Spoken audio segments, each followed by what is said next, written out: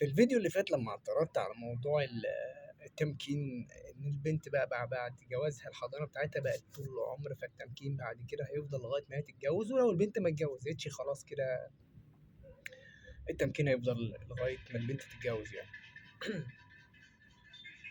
الستات هيجموني.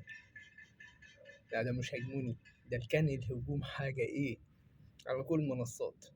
انا لو جبت لكم تعليقات على انستجرام ولا تيك توك ولا حتى هنا في اليوتيوب، الموضوع كان حاجه صعبه قوي. هو انا ما عنديش الا بنت؟ طب انتوا بتتكلموا عن البنات، ترمي بنتك في الشارع. طب والولد؟ هو الكلام عن البنت بس صح؟ طب والولد؟ احنا بنتكلم في موضوع يا جماعة انتوا مش قادرين تفهموا اصلا احنا بنتكلم في ايه. احنا بنتكلم على ان دلوقتي الواحد لما بيتجوز لو حصل اي مشاكل او اي انفصال، خلاص الست بتاخد العيال وتمشي، تاخد كل حاجة. سيبوكم من كل حاجة بتاخدها، سيبوكم من الفلوس، الفلوس تغور في 60 داهية. اهم حاجة العيال. الواحد بيتجوز عشان ايه؟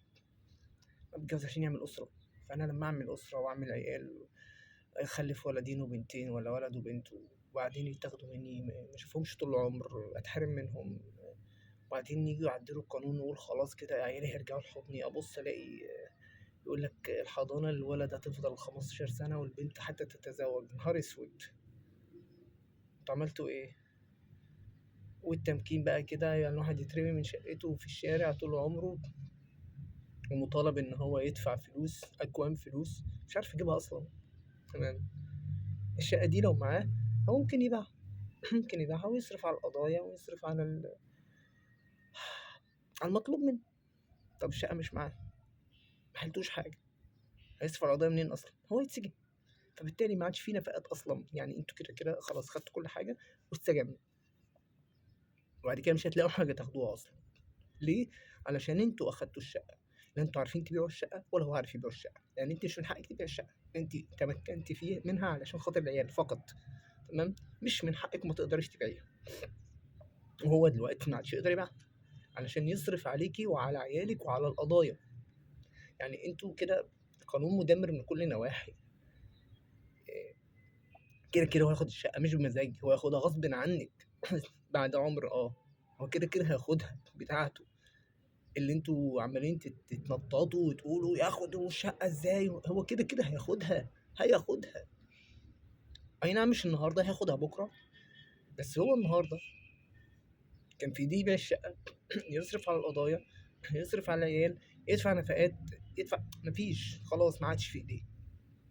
الشقة اتاخدت منه، خلاص خلصت، مش في ايديه حاجة. فبالتالي يتسجن. فبالتالي مش هتلاقوا تاخدوا، مش هتعرفوا تاخدوا منه حاجة بقى بعد كده، خلاص انتوا سجنتوه. طب احنا مش عايزين نسجنه، احنا عايزين بس ناخد، مش خلاص مش مزاجكم، انتوا رحتوا رفعتوا القضايا فاتحكم فهو ممعوش فهيتسجن. خلصت. مفيش. فنعقل الكلام بس يا جماعة بالله عليكم، وما تتكلموش عن فرد واحد، تتكلموا عن بنات. طب والبنت يرمي بنته في الشارع، طب وابنه؟ يا حلاوة. طب وابنه ده؟ ما انتوا ناسيين ابنه خالص، ما جبتوش سيرة ابنه ليه؟ فين ابنه؟ فين ابنه؟ لا مالوش. احنا بنتكلم عن البنت بس، الواد ده يغور في داهية، الواد ده زيه. لا اله الا الله. ربنا يهديكم ويصلح حالكم كلكم.